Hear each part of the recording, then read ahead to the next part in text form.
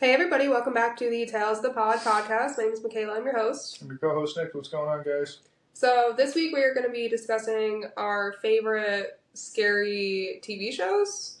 Yeah. And some of these are like, I would say not super scary, more like nostalgic. At least my picks, I'd say, are more nostalgic for me, not necessarily scary. Yeah, I definitely agree, because a couple of mine aren't you wouldn't think they're horror, I guess, right off the bat, But I would say a lot of these I definitely got from, like, being a kid and watching, like, Chiller 24/7. Yeah, I know, right? Which we've talked about before, I think, in our first episode, but if anybody had Chiller when they were younger on DirecTV, it was the shit. Oh, yeah. It was just 24/7 playing spooky shows. Right. So a lot of these are just nostalgic, but some of them are, like, genuinely scary, and at least watching them as a kid, like, I definitely remember how they made me feel. Oh, yeah. How scary they were. No, I definitely agree with you there.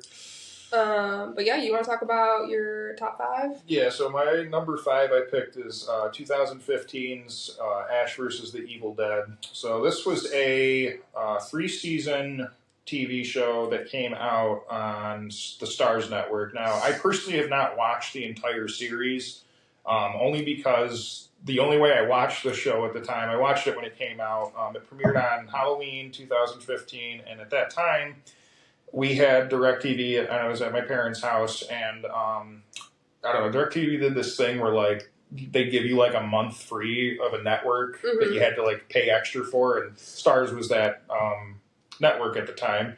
And I was like, oh, cool, Ash vs. the Evil Dead, I'll check that out. And I loved it. I mean, I think I probably watched, like, the first season of it. And it basically, like, picks up, like, 30 years after the events of Evil Dead. So it's pretty cool because it's Bruce Campbell's the star, and it also stars Ray Santiago and Dana De Lorenzo as Kelly and Pablo. And it basically starts with Bruce Campbell working as a stock boy. He really hasn't done much with his life since the events of, Evil Dead coming back from Army of Darkness. And all of a sudden, the Deadites invade the world, and Pablo and Kelly decide to help Ash. They both work at the store, too. They decide to help Ash fight off the Deadites again. And Ash, like, I remember when this happened, like, the opening scene where they, like, start invading. He literally, like, just, like, pulls out a chainsaw and clips it onto his hand, and then he gets the boomstick and everything and just, like, starts killing all these Deadites. So basically, it's like complete debauchery, like as you'd expect from an Evil Dead I wouldn't movie. expect anything else, especially from Sam Raimi. Yeah, Sam Raimi also helped develop it and everything like that. It's kind of comedy. It's it's Evil Dead. They're all kind of comedy. There's a little bit of comedic relief in there, like black comedy, I would say. Yeah, it's definitely black comedy. And Bruce Campbell, I mean, he's a legend playing Ash Williams, and he's the typical badass. And there's kind of like life lessons and stuff to be learned in it too, with like the show, like because Pablo has like a huge crush on Kelly, and he doesn't know how to talk to her. Bruce is like, you just got to go for it, man. Being like the you just got to take her to the cabin in the middle of the woods. Just being like the macho guy and everything, and it's a good show, and to go give it a watch if you guys can find it somewhere. It's did pretty well and everything. The last episode, I've heard about it. I've heard people talk about it, and I've seen it like advertised and stuff. Yeah, it's like basically like if they took the Evil Dead and turned it into a like TV show.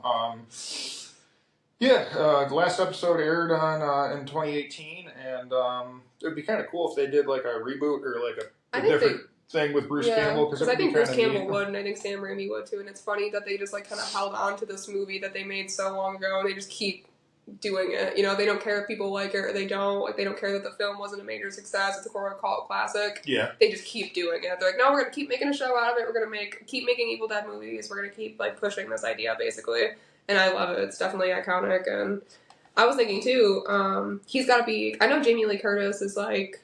She holds a record for like playing one of the longest character, or one of the most, or the same character for so long, but she's played Laurie Strode for years now. Right. Bruce Campbell's got to be up there too for playing the same character for so long. He's got to be pretty close, yeah. I mean, unless they're going to do something with him in the upcoming Because he's played Ash for years. Oh, it came out in 1981, so it's 43 years now? Yeah. But Jamie Lee Curtis obviously still has him beat, Yeah. He's probably, I guess, maybe the longest male in horror that plays the same lead I would role. say so. I don't know who else it would be, because if you think about it, everybody else gets killed or switched up or something, Yeah, that's true. But yeah, and there's not really a face to go with some of them, too, Right. Well, very good. What's your number 5? For my number 5, I picked, again, more of a nostalgia thing over scary, but I picked Are You Afraid of the Dark, which was a children's anthology series that went on Nickelodeon from 1992 to 1996. Sure. And I remember watching this when I was younger, and some of these episodes, genuinely scared me. Oh, yeah. And the whole intro to this show is so iconic. It's a black screen that says, "Are you afraid of the dark?" And there's a little match flickering, and the kids it all starts the same way. There's kids all around the campfire, and they throw some stuff on the fire, and they're like, "Let me tell you the tale about whatever." It's kind of corny. It's kind of corny, but when you're watching it as a kid, you're like, "Oh, this is so cool." Yeah, no, definitely. Yeah, I guess too, because I remember watching it, I was really little, obviously, but it was cool not watching cartoons and watching a show about other kids. Other kids. Yeah. It was I guess, I don't know, live action. It wasn't, cartoons you'd normally get with Nickelodeon, right. And you're kind of like, what is this? Why did they air this? Yeah. And a couple of the episodes I remember specifically, one is the tale of the shiny red bike, which is this kid, he keeps seeing this ghostly apparition of another boy, and he has this bright red bike, and he's kind of just being like, help me, and he's everywhere. Yeah. And this bright red bike is everywhere, and he keeps seeing it everywhere. Well, turns out the kid drowned nearby or something, and the apparition was telling him, this is where I drowned, this is how I died, kind of thing. Yeah. And as a kid, seeing that is just terrifying. Oh, yeah, no, I definitely agree. Another one was the pool one, the tale of a dead man's float. Yeah, that one freaked me out. Literally in a school-owned pool. The pool had been closed for years and years and years. They finally opened it. They started a swim team. But there's this zombie pirate creature thing underneath the pool that is just taking kids, and how smart to prey on something that we all know and love as a kid. Yeah. I know, it's creepy though, because I remember the episode, it was there's just this abandoned swimming pool, and this girl finds it after sneaking around in the basement of the school, and then she's like, oh yeah, let's reopen it, and they do it. Why would it be, it's kind of just... It doesn't make a lot of... You gotta have some leap of faith, I guess, with these kids shows, because, it reminds me I don't really think they're supposed to make sense, No, and it reminds me of Goosebumps, because, in Goosebumps, I love it because the kids are, the adults. Yeah, they're handling all the problems, and the adults are always nowhere to be seen. Yeah, which, like Charlie Brown. Yes. Which also, we're not going to touch on Goosebumps on this, even though we love Goosebumps. We're going to give that its whole individual episode. Yeah, definitely. So we didn't forget about that as a scary TV show. Definitely iconic. Definitely one of our favorites. Yeah. But anyways, I was thinking too, it's crazy that all these kids shows were on that were scary. Goosebumps, Are You Afraid of the Dark? I remember R.L. Stein's The Haunting Hour. Mm-hmm. And all these were accessible on Cartoon Network or Nickelodeon. And it's they don't have that anymore. I feel that's not a thing anymore. They really don't have that. That's a good point. I never really thought of that. And it's crazy to me that we had all these shows just easily accessible. We had the zombie looking thing coming out of a pool that we could just watch. Yeah. On Nickelodeon, and it was fine. And same thing with Goosebumps. A lot of those were, we'll touch on it, but a lot of those were scary, especially for being a kid. Oh, yeah, I know. We'll obviously have that whole episode, but yeah, it definitely, it's kind of cool, too, because it's geared toward kids, too, yes. And it's, like you said, the kids are, handling all the problems, dealing with it and everything like the that. The parents are always, not believing them. Yeah, giving, you're just a kid. The siblings and the friends that are, taking things in their own hands. Yeah, it's basically, there's, a holy three, I think, when it comes to, those scary, kids TV, horror, I guess, or whatever you want to call it. It's, Goosebumps, Eerie, Indiana, and Are You Afraid of the Dark? Mm-hmm. They all kind of are the same thing, And it's cool watching as a kid and having a kid be... the main character, and it's all kids. Yes, yeah. And they're all doing this crazy stuff. It's really... I love it. Yeah, there's something very nostalgic about it, Oh, yeah. Are You Afraid of the Dark is super, super nostalgic for me. The quality is terrible if you go back and watch it now. Yeah. It's super corny. But I'm glad I definitely grew up with shows like that, for sure. Right. All right. All right, so for my number 4, I picked 2002's miniseries, Rose Red. So this was a Stephen King. He helped write this show. This wasn't a book or anything that he had anything to do with prior. So he just helped write the script for it. And it stars some pretty famous people. It's got Nancy Travis in it. Let me see. Kimberly Brown, Emily Deschanel. Kimberly Brown, she plays Marnie from Halloween Town. And then Emily Deschanel is obviously Zoe Deschanel's sister. She was in Bones. Bones, that's the name of the show. Oh my god, yes. So she was in Bones, Emily Deschanel. And that's what, after this, basically, I think this was kind of like what got her on, like, into the Hollywood limelight or whatever. But basically, the movie's about this, or the show's about this house, Rose Red, which is the sprawling mansion in Seattle that was built at the turn of the century by the Rimbauer family. And basically, ever since the construction of the house, weird stuff has been happening. Like, people that were helping build the house died, like the carpenters would die. People would disappear and never to be seen again. So after all this kind of stuff like happened, the house got finished. I guess a total of maybe like 10 people had already died, and just building the house.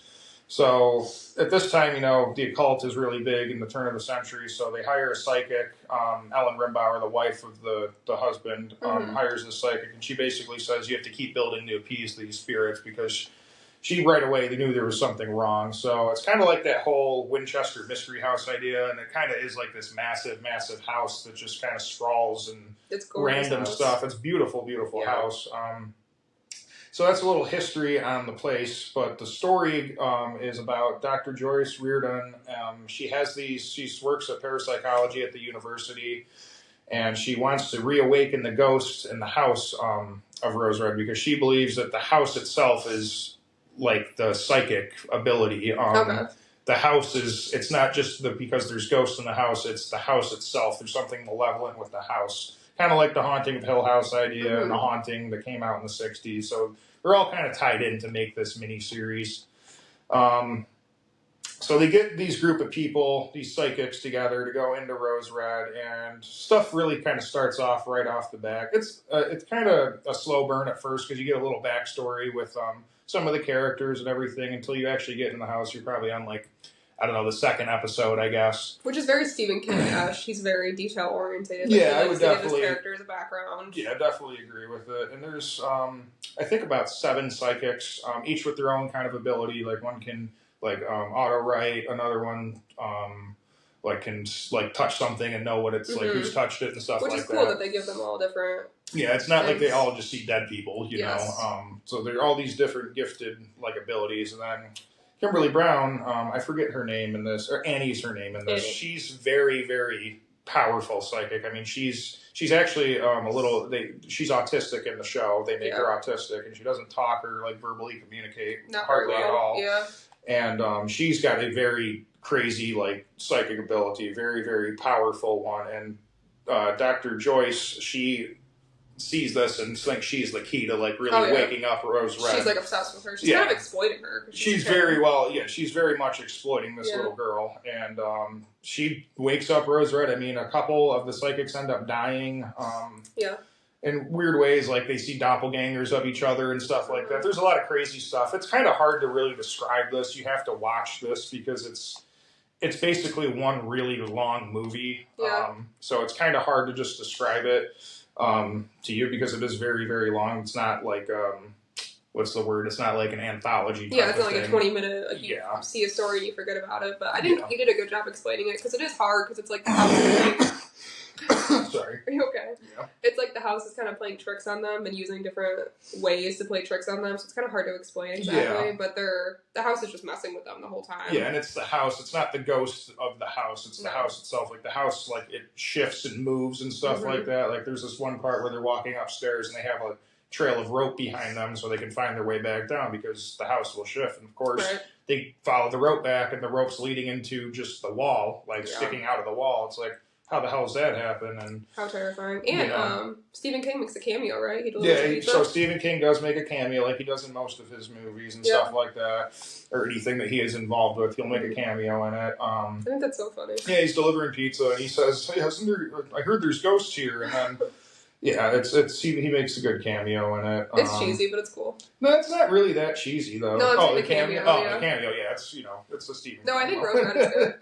Yeah, it's it's just a very long storyline. I mean, yeah, it's over 3 hours long, so almost 5 hours long. The whole runtime for this, so I think it's very well done, though. yeah, it's very good. The end of it basically, they after I think, like I said, three of the psychic people die.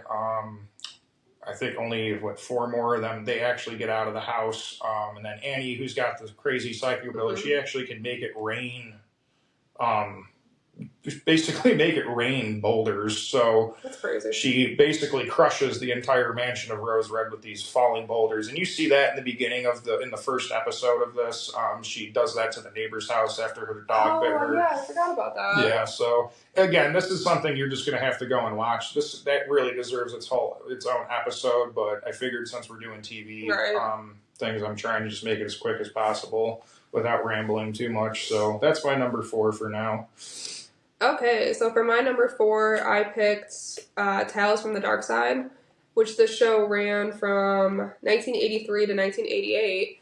And I don't know if you knew this, but so it's an American anthology horror series, which I think all of mine that I picked are anthology. Which I think a lot of good scary stories are anthology because it doesn't have the pressure of like trying to maintain like certain characters or not making it cheesy or a storyline. Yeah, you can kind of just do whatever you want for 20-30 minutes and it's still scary. Sure. And I don't know if you knew this, but it was directed by or created by George Romero. Tales from the Dark Side? Yeah. Yeah. I didn't know that. He did Creepshow too. Yeah, he did Creepshow as well. I didn't know that. But basically, yeah, every episode's a different story, and I would say this is definitely one of the scarier shows on Chiller. Yeah. Some of the shows like Tales from the Crypt and things like this kind of had a little bit of comedic relief or like poetic justice or something. Sure. This one was just straight up scary. Right. And I remember the intro to the show was the scariest part. Like it started off with like beautiful scenery. They were outside. It's bright. It's sunny. And then it just goes to black and white and everything gets dark. Yeah, I remember and that. Scary. Yeah. And the music just like turns. And at the end, the ending credits say the dark side is always there, waiting to enter us. Until next time, try to enjoy the daylight. And that always left me so on edge. Oh man, I know, right? But yeah, this show ran all the time on Chiller. Episodes were like 20 minutes each. Mm-hmm. But some of the people that wrote episodes for the show were Stephen King, Clive Barker. Yeah. Yeah, they had a few different people writing things for this. Sure.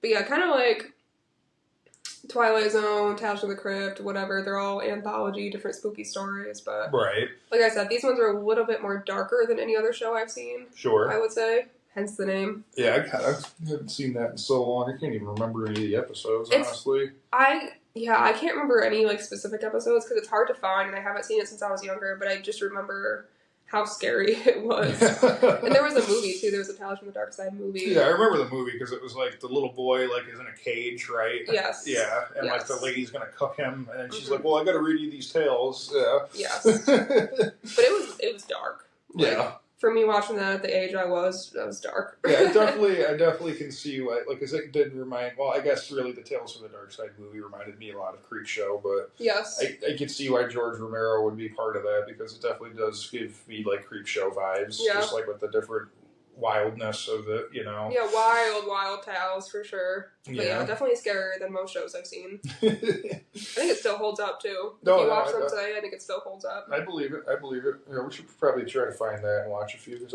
it's hard to find. And like the ones you can find on YouTube, the quality is so poor. Sure. Especially with it being so dark. But I remember watching it on TV and everything went dark, and it's like Tales from the Dark Side. Yeah, I remember the Tales from the Dark Side. All right, so for my number 3, I picked. Again, this really should have its own episode, but I'll try to just be quick with it and informative. But it's 1990s Twin Peaks. So Twin Peaks is probably one of my all-time favorite shows. A lot of you are not going to say it's not horror. It's like a weird drama, you know, because it's a David Lynch movie. David Lynch is like iconic for just being extremely bizarre and weird. Like his movie Eraserhead, Mulholland Drive, like all those movies are just like wild. You know, make kind of no sense. So Twin Peaks basically started in 1990. It went for 2 seasons. It got canceled in 1991, but then it returned in 2017 for a 3rd season on Showtime. I have not seen the 3rd season. This is just going to be talking about the the ones from the 90s. But it's basically following Agent Dale Cooper, played by Kyle MacLachlan, and the sheriff of Twin Peaks. Twin Peaks is a town. Harry S. Truman. That's just funny. But they're following the murder of the homecoming queen, Laura Palmer, who's played by Cheryl Lee. And basically the whole 2 seasons is Agent Dale Cooper trying to figure out what exactly happened to Laura Palmer. They have her body and everything like that. There's just a lot of weird questions. And of course with David Lynch, that's just all of a sudden going to just go from like even weirder to just plain out bizarre. So there's a lot of like weird stuff. There's like a lot of weird characters. They're dressed very weird and they're acting very odd. There's like there's the tall guy that it's just, you got to watch it. I would say the show ran for a while, didn't it? No, it only ran for 2 seasons. Oh, really? I thought it was longer.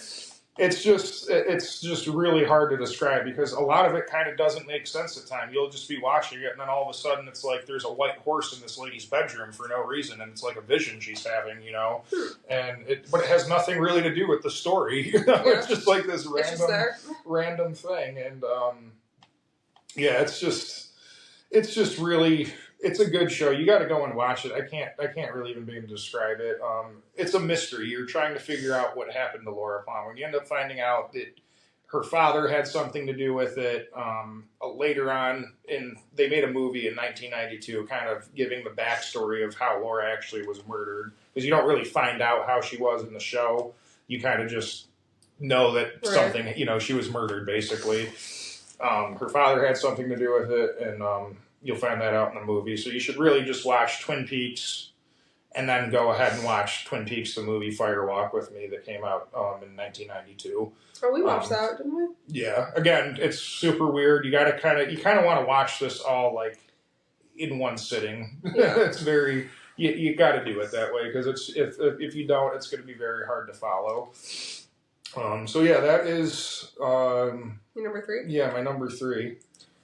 So for my number 3, I picked probably one of my favorite TV shows of all time. I picked Beyond Belief, Fact or Fiction. I love that show. Which the show went on from, 1997 to, I think, 2002.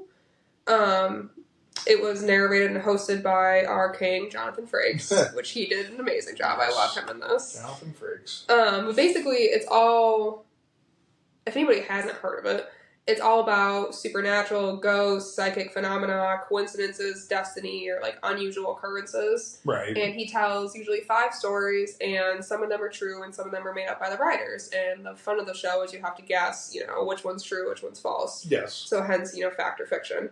But it's all like reenactments of the story while he's narrating it at the same time. And again, this was another show that played on Chiller all the time, so I watched this as a kid. And some of these, like, reenactments were so scary. Oh, yeah, no, like, they freaked me out. I remember them. Remember the one, there was, like, a ghost or a presence or something in the kitchen, and it had, like, these glowing red eyes? Yeah, I remember that. Oh, my God. Oh, boy, do I remember that one. That did me in when I was younger. And then one of the scariest ones is The Mirror of Truth, which was about this woman. She was, like, super obsessed with herself, obsessed with cosmetics or whatever. And she went to go get a makeover. She was acting very vain, and somehow she got a curse placed on her. And everybody kind of started breaking up with her, like telling her she was ugly after she was this gorgeous woman. Yeah. And at the end, you see her, and she's in her room, and the lights are all off, and you can't really see her face. But then it shows her face at the end, and she's like this mutant creature. Yeah. And it terrified the shit out of me. Like, her eyeballs are popping out.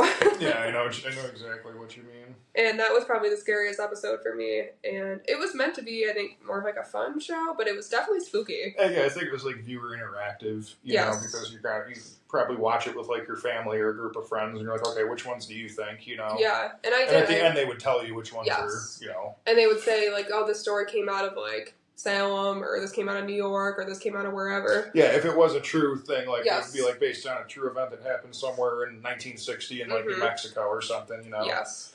It wasn't like a direct like retelling of the tale. It was like it was loosely based on like true events and stuff like that. It was definitely Hollywoodized for sure.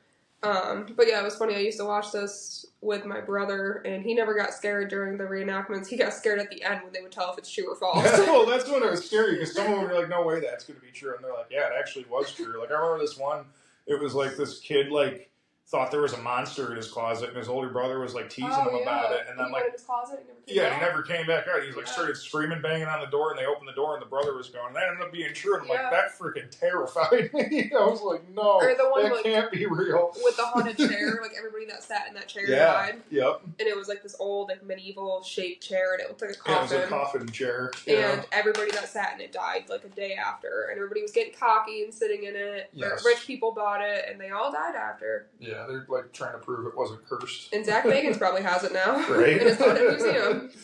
Yeah. But I still will watch the show. You can find it on YouTube now, but I'll still watch reruns of it. And there's so many episodes. There's still ones I haven't seen. But yeah, it's definitely a really, really good show. No, I definitely... And Jonathan Frakes does a great job. I think somebody tries to take over for him later on, and they just don't do it justice. No, that is a good show, though. I do like that one. Yeah, there's 51 episodes. So there's a lot. Yeah, there is a lot. Yeah, Jonathan Frakes from Star Trek. All right, so for my number 2, I picked another. This isn't an anthology, so my last 2 are going to be anthology, so it should go a little quicker. So I picked the Twilight Zone.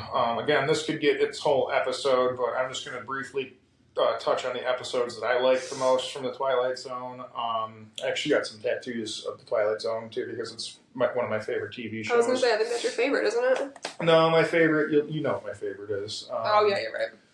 So it came out, so I'm only going to be talking about the black and white Twilight Zone from 1959 up until 1962, because those are my favorite ones. There's just something more creepy about them, and I love Rod Serling. I think he's a brilliant, brilliant man, and he obviously created the show. And he's from where we're from. Yeah, he is from upstate New York, and we actually went and visited his grave a couple years ago, and it was kind of cool to see. People will come and leave him little flying saucers and stuff like that. Yeah, to have that kind of impact after all this time where people are still leaving stuff on your grave. Yeah, after little UFOs and almost clocks. 70 years. Because in the beginning there's that clock thing. So there are people leaving clocks and spooky stuff. So that's crazy that he's.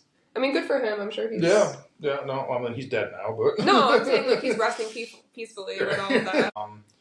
So my first one that I really like is the After Hours, and this one's cool because it's kind of so a lot of with Twilight Zone, it's not really horror, but it's sci-fi or supernatural. Yeah. There's something just not right with it. It's not gory or anything like that, obviously. But the After Hours is really cool because it's this woman. She's in this department store and she's shopping around, having a jolly good old time. She gets in the elevator to go upstairs, but it takes her all the way up to the fifth, I think it's the 5th floor, or to the bottom floor, and she tells a manager, she's like, oh my god, I got stuck on the 6th floor, and she's the manager was like, we don't have a 6th floor, and she's like, no, I was on the 6th floor, there was a lady up there, she sold me these earrings or something like that, and he's like, no, we don't have the 6th floor, I'm sorry, and so she's kind of no, and she goes back in the elevator, she sees the button for the 6th floor, she goes back up, but now there's nothing there, it's just an empty floor in this department store, and she's like, what the heck, that's so weird. Now she's stuck up there, but then as she's up there, she starts noticing there's still this display mannequins, and they're all coming to life and talking to her, and come to find out the big plot twist is she's actually a mannequin, and she was let to be human, and was able to go down to the other floors of the department store shop and go out and experience the real world. And she forgot that she was a mannequin. Oh my it's kind of corny, but it's really freaky. You got to just kind of watch it and go along with it because it's really kind of freaky. It's she was allowed to be human for a month, and she forgot oh yeah, I have to go back as someone else's turn and now to be one of these other mannequins to be a human. So it's kind of nice to get a little day out. Well, yeah, I guess a little month out. So yeah, it's pretty cool. And so the other one I want to kind of touch on, I'm just going to do my top 5 real quick. It's The Good Life. This one's freaky. It's creepy as hell. It's about this kid, Anthony, that can turn people into whatever he wants or make them completely disappear. So, this whole town has basically kind of slowly disappeared or turned into inanimate objects because this kid, Anthony, has this, latent ability to do that. And it's crazy because, there's, a couple people in the town that are no, we want to, kill the kid and, the kid's like, you better not talk like that. You're a bad man. And he turns him into like a jack-in-the-box and everything like that. And he like wishes these people out into like the middle of like a cornfield and stuff like that. He basically can make a wish come true, essentially. And it's just really good. A classic Twilight Zone episode, in my opinion. I mean, it's very iconic, and this is a crazy idea as well. Yeah, Rod Sterling had some crazy ideas. Yeah, very, very good episode. Another good one that I really enjoyed was Mirror Image. This one's really creepy. This is like what I think of when I think of the Twilight Zone, because it's very like science fiction. It's about this girl, Millicent Brown, who's waiting for a bus to go to Syracuse, New York. Of course. And or she's actually in Cortland waiting to take a bus to Syracuse. And it's just so cool that like we hear where we're from on TV. And so she's just kind of sitting there waiting, and then like some weird stuff starts happening at this bus station.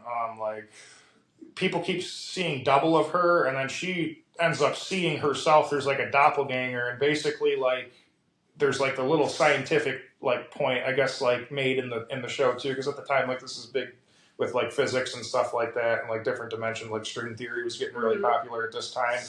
And basically she's talking to some guy, and she's like, yeah, I read somewhere that there's a different plane of existence that's right next to us, but we just can't see it. And sometimes they like cross over, and you know, you can end up seeing this into this other plane. And that's basically what's happening here is, you know, her doppelganger is coming through from a different plane of existence. How creepy. Imagine going to a stop and seeing your doppelganger. Yeah, I remember she's like in the bathroom, and then she like, somebody comes into the bathroom, and like the door flings open, and she sees in the mirror, she sees herself sitting outside next to her briefcase at the bus stop. It's just creepy. You gotta go and watch it. Okay, and then one more that I have is When the Sky Opened Up. This one's one of my favorites. It's basically like these three pilots that were on a mission. I don't know if it was a space mission or it was some sort of experimental aircraft, but they basically like went through like time warp, and they came back, and they weren't supposed to come back. And basically they all eventually start disappearing, and it follows the one guy. It's actually the guy from the Birds. I forget his name. Oh yeah, I know who you're talking about. Yeah, I forget who plays him, but it's him, and he it's kind of following his story, and basically he like starts forgetting things, and he's like, you know, he tries calling home to his mom. He's like, I don't even have a son by that name and stuff like that. Just super, super weird. And basically, like, they weren't supposed to come back. They were never supposed to come back from that mission. But they were supposed to die. They were supposed to die and be, like, kind of erased from this timeline because they went through, like, a time warp. It's super creepy. Again, these episodes only ran for about 30 minutes, 25, 30 minutes. They did do hour specials with some of them, but, God, there's so many Twilight Zone episodes, and they rebooted it in like I think they did in like the 80s, and then in like the early 2000s, and then now I think Jordan Peele. I was gonna say, I think Jordan Peele did one. I have not watched any of those. I'm probably never going to, because it's just gonna probably make me not like the show. I mean, I think Jordan Peele definitely has a respect for the genre, but I think so, but he's not gonna do it. He's not gonna do it like this. It's gonna be too like. I just feel like this is just there's something special about this. Yeah, my dad always talks about the episode with I think it's Burgess Meredith. And yes. He's like kind of a cranky old man, and he wants to read, and he's like, you know, there's too many people around, everybody wants to hang out, I never have time to read, and then like an apocalypse hits or something. Yeah. And he's the only person left on Earth, and he's like, finally, some time to myself to read, and his glasses break. Yep. And that's just like the kind of vibe that the show brings, I think. Yeah, it's just like kind of that dystopian kind of society, and I mean, just that whole science fiction, just I love it. Mm-hmm. Yeah, definitely unsettling. I think if I feel like we're kind of like not fazed by a lot of stuff, but I feel like a lot of these shows, even though they are sci-fi or odd, I think they do scare people. Like, I think they could be considered horror scary for some people. No, yeah, I mean, I think we're just kind of like, desensitized, but I think for sure it would be scary to a lot of people. No. I mean, yeah, some of these are, I mean, like that whole one with William Shatner, too. I mean, you're seeing, like, this thing destroying the plane. Like, that's got to be horrific. Oh, yeah. You know, or there's something on the wing of the plane, the most infamous episode, obviously. Yeah, I mean, that's got to be terrifying or horrifying. When you're witnessing something destroying the plane, you can't do anything about it because you're, you know, 30,000 feet in the air. Yep. So, for my number 2, I picked, you know, arguably the best TV show of all time. It's what we named this podcast after. I picked Tales from the Crypt, which this show just made me the human that I am today. Watching this on Chiller all the time. It played, I'd say, probably more. This and Beyond Belief, I think, played like all the time. Sure. Tales from the Crypt was always on. But for anybody that doesn't know, this show ran from 1989 to 1996. And it was the same thing as an anthology story, but it was told by this crypt keeper. And the intro to it is iconic. You hear like the gate open, it's all creaky. It's like, and then it goes to this old house, and down in the basement is the crypt keeper, which is just this puppet thing. Yeah. And he's an icon. He's a savage. I know, he's hilarious. I love him. He's raunchy. He like just makes fun of these stories that are devastating afterwards. And he kind of narrates a little bit in the beginning, and then it plays a story, and then he kind of makes a little commentary at the end. Right. But what's so cool about these episodes is they're scary, but they're also kind of like comedic or like poetic justice in a way. Like something always kind of happens to the main character, and it's like, haha, gotcha, right. but like in a sadistic way. Yeah, it is very like poetic justice in a lot of the episodes. Like that one with Catherine O'Hara where she's like that lawyer, and then she ends up like getting in trouble in this town, and then and her punishment was being a lawyer in that town, though, again, right? I think so. It was like some kind of like it was some sort of crazy, or no. Yeah, I forget. It was something like that. It was something like where it's like you're basically doing a 360, but in like a really bad way. And it's crazy too, the amount of big names that have been in this show. I think one of the guys from like The Godfather or something was in one of these episodes. Like, there's been a lot of big actors in the show, like in the Tales from the Crypt, which is pretty cheesy. It's a pretty cheesy, I would say, lower budget production, but like a lot of these actors, when they were just starting out, were in this. Like Catherine O'Hara is a huge actress. Yeah, and Tim Curry, I remember, was in one. Yep. Like Kyle MacLachlan was in one. And actually, one of the ones I was going to mention, Demi Moore was in it. Demi Moore, I remember that one with her. Yeah, the one with Demi Moore that I really liked was called Dead Right. Mm-hmm. And this is kind of what I mean with like the poetic justice, is she goes and she sees a psychic, and like some of the psychic's predictions come right. And then the psychic tells her, you're going to marry a man, you're not really going to like him, but you're going to inherit a lot of money. And so she's thinking, like, oh, I'm going to marry some guy, he's going to die, and I'm going to get his money. So she finds this fat man that, like, starts hitting on her, and he's, like, grotesque. Yeah, they make him, like, sweaty and gross. Oh, yeah, he's, like, the really nasty-looking guy. So she was like, all right, it must be you. Like, you're going to die of a heart attack soon. So she marries him. Mm-hmm. And she is, like, waiting in line at a restaurant or something, and they're like, congratulations, you're the millionth customer or whatever, and they give her, like, $1 million. Yeah. So she goes out shopping, and she comes home in, like, her heels, her new bag, everything, and she tells her, gross fat husband, and she's like, I want a divorce. And he comes at her with a knife and kills her. Yeah. So it's like, the psychic was right. You're going to marry a guy, and, like, one of you's going to die, and you're going to be rich. Right. Like, he went to jail forever, and the money was lost. So it's kind of like, at the end, you get, like, that. You think she's, like, got it all figured out. Like, oh, the psychic's right. She's going to marry rich. She's going to have all this money. Yes. And, like, before she married the fat guy, he was telling her, oh, I have ancestors that are rich, whatever. Right, yeah. So she's like, okay, this is it. This must be what the psychic was talking about. All eyes are pointing in that direction. Right. And then the Christmas one, I watch every single Christmas. Oh, yeah. But same kind of thing. The wife kills her husband. Mm-hmm. And it's Christmas Eve, and she's trying to drag the body outside, and some deranged man escaped from a mental hospital, and he's dressed up as Santa, and he's trying to break into her house. Right. So she's trying to call the cops to save her and her daughter, but then she's like, oh shit, I got this body in the front yard. I got my husband's body out in the front yard. But then she's like, realizes she can blame it on the guy, right? Yes. Yeah. And then they kind of like have this like cat and mouse game, essentially, and then he tries to go after the daughter, but it's just funny, like those little like catch-22s. It's like, oh shit, I can't call the cops, I just killed my husband. Right, exactly. When you need help, you can't get help, Right. Death of Some Salesman, I love that episode. That's the one with Tim Curry. Yes.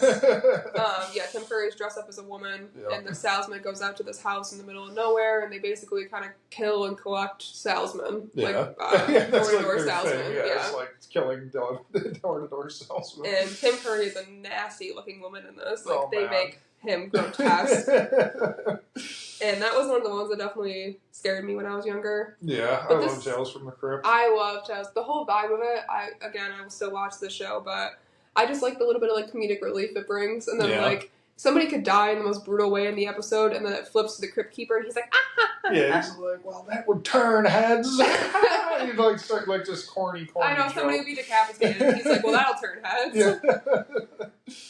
Oh, Like, he just pretty much just kicks them all when they're down. I know, it's funny as hell. I mean, it's pretty much about terrible people. Like, even the salesman or whatever, he was a con man. Yeah, he was like trying to con the family. Yeah, he was trying to sell them like a plot to a cemetery that didn't exist. Yes. You know, like just trying to rob them. So it's about terrible people kind of getting justice. I would say.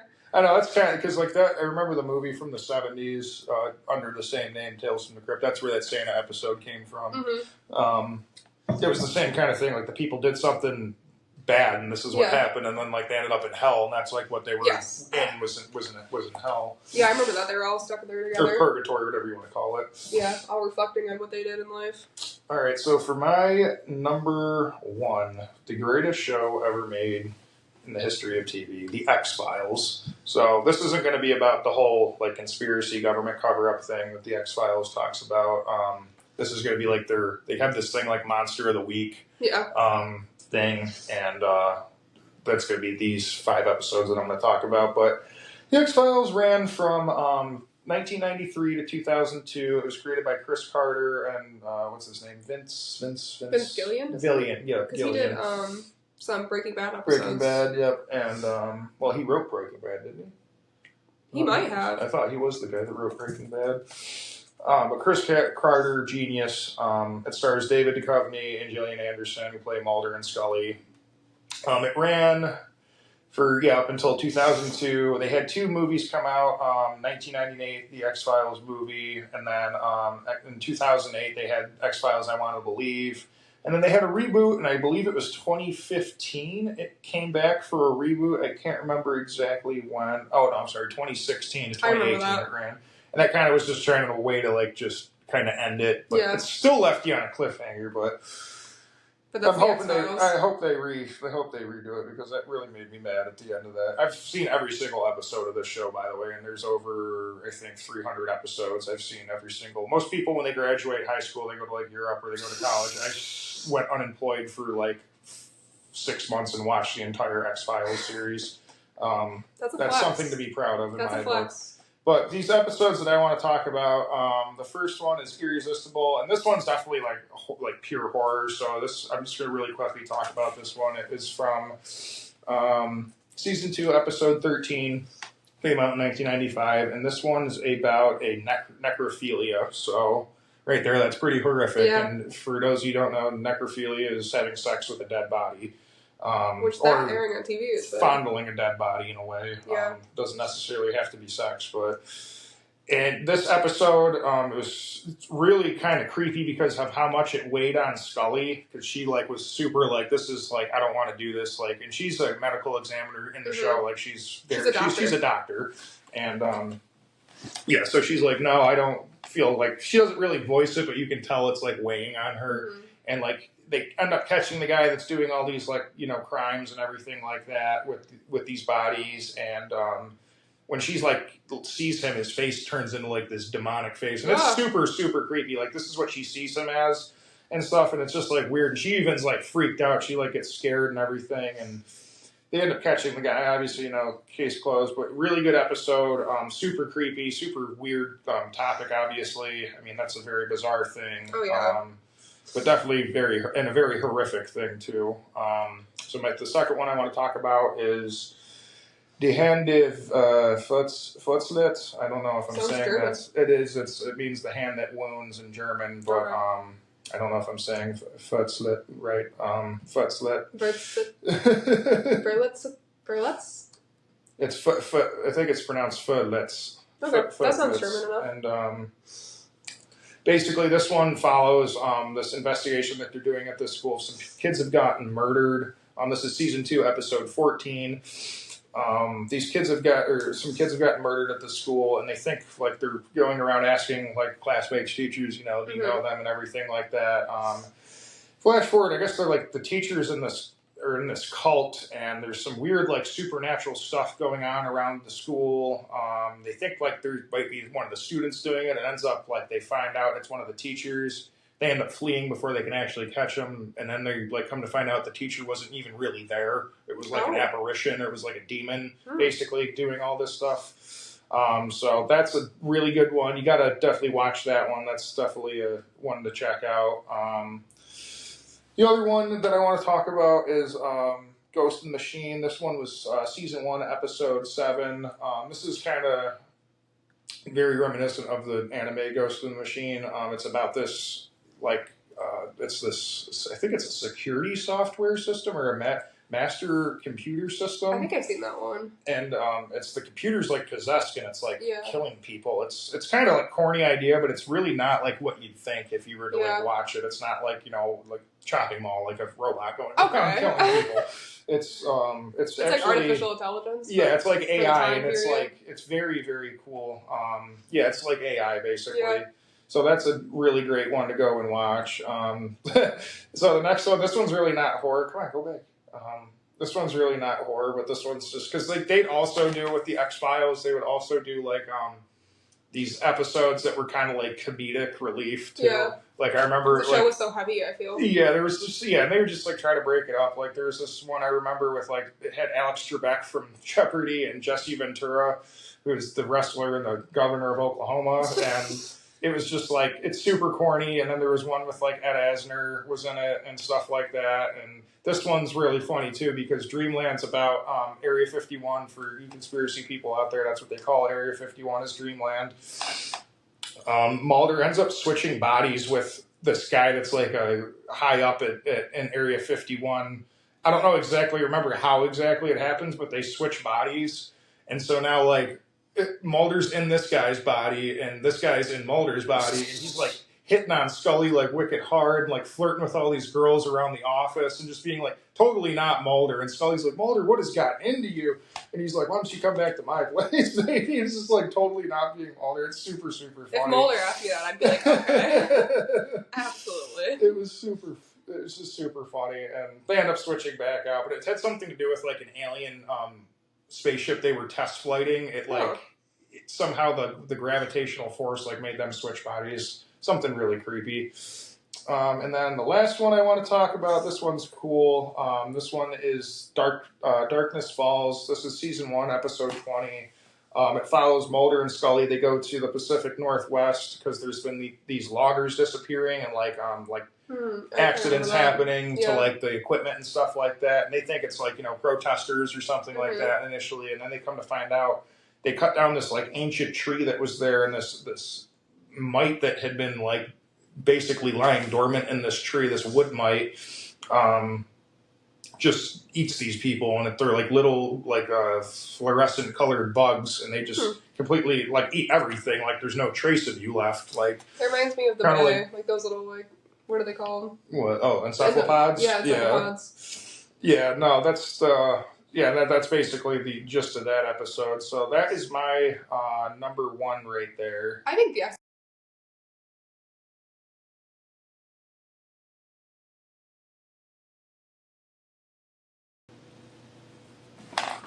I think I can combine them. Yeah. I think the XFiles is definitely ranked as one of the greatest TV shows of all time for sure. Oh yeah, it's like I said, it's just you get such an appreciation for it when you actually watch all 300 episodes of it. Yeah. Yeah, they also did. Chris Carter did some other like spin-offs too. Of like he did Millennium, which stars Lance Henriksen. He's another horror icon from that was like in the mid-90s. My dad really liked that show, Millennium. And then The Lone Gunman, which is a spin-off kind of the X-Files, because in the whole X-Files, they have like this conspiracy group. It's like these 3 guys, they write this newspaper called The Lone Gunman, like as a thing to, you know, the JFK assassination. And it basically is a story about them. So, yeah, that's my number 1. And yeah, definitely the greatest show ever made, in my opinion. Yeah, I don't think you're alone in that. I think a lot of people feel that way for sure about the X-Files. And ratings go to prove it too. I mean, it was one of the most watched shows for like decades, you know. I liked it too. I watched the first, I think, like 3 seasons. And yeah, it's really good. Yeah. It's a little repetitive. I think they do a lot of episodes in one season. I think they do like 20 episodes a season, don't they? Yeah, but it's cool because it kind of takes you away from, because there's like a whole master conspiracy. Yes. That's what the whole series follows. It's just a one master conspiracy. But it's nice to break it off because that's the way you make the show. I don't think you could draw that out for 10 seasons, you know. Or 11 season, I think it's been.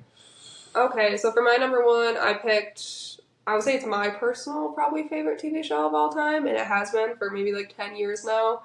but I picked American Horror Story, Mm-hmm. which I love American Horror Story, and I will fight anybody that says anything bad about it. I love this show. I will say that some seasons are definitely better than others, but this is a yearly, I would say at least twice a year, rewatch for me. I go through and I rewatch all of the seasons. I know you do.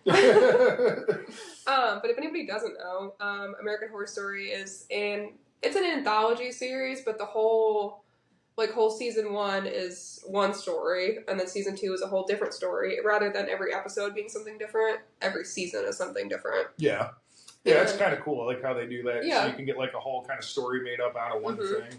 And then it kind of ends on like something spooky. Mm-hmm. But what I appreciate about the show too is a lot of times it's based on true events. Yes. Like they bring in true stuff about it. Like the first season was Murder House, which was this like spooky castle in LA essentially. And they bring in Elizabeth Short, the Black Dahlia. Mm-hmm. There was one serial killer that went around and killed nurses, and they brought him into it. Yeah. Season 2 was a lot about how we brought over, we had Nazi scientists here after World War II that were doing crazy experiments on people. Right. And they were in this mental asylum. I would say season 3 is my favorite season. That's Coven, right? Season 3 is Coven, and they're all witches in New Orleans, and it brings in like definitely a lot of like New Orleans history, like, you know, the occult aspects of it, like voodoo. Yes. The witchcraft of it. They even talk about different like voodoo gods and like there's real. If you watch the show, the prayers and the chants they do in the show are all real. Right. They're all real old school chants.